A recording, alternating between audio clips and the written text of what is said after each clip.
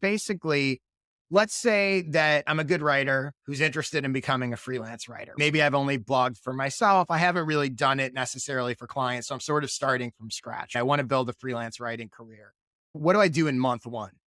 Basically. So I want to get your answer to that, but also tying it back to the first question. I want to talk about, let's say that I've listened to your advice. I listened to this podcast. I listened to your advice. I picked a niche. I'm like, this is going to be my positioning. What do I do? How do I reflect that? It's one thing to put it on my website and say, hey, I'm a specialist in this. Okay, that's great. But what do I do? How do I actually get Yeah. clients? How do I do that? Like you talk about networking, all that stuff. I picked my niche because I agree that's probably step one. Now, what do I do? Yeah. So a couple of things I would recommend. Number one, find people who are doing the work that you want to be doing and see if they'll almost take you under their wing as an apprentice of sorts, maybe in a subcontracting context, or like you're their apprentice, whatever it might be. People who are really busy often need help for overflow projects and things like that. So that's a really great way to learn and kind of get immersed and see from the inside what that person's process is like, how they do things. And then you can take that. And when you start getting your own clients, you can implement that into your own business.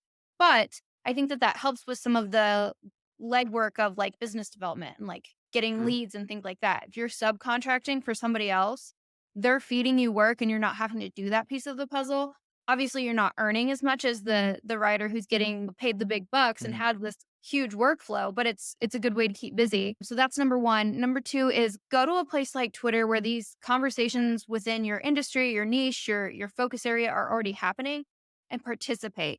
Ask people if they want to have a virtual coffee. See if you could be a guest on podcasts. Just work on building connections with people who are in that space so that, again, you're working on building a referral engine. So people can't refer you if they don't know you. So start making friends. And it's a little bit like the first day of school. It's super intimidating when you're just getting started. You think, why is anybody going to want to talk to me?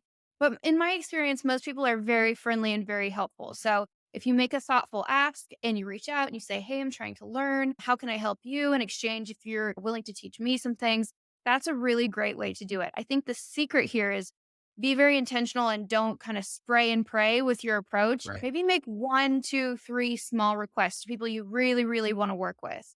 That, in my experience, pays off a lot more than just trying to reach everyone you possibly can. And Right. it's very obvious that you're phoning it in.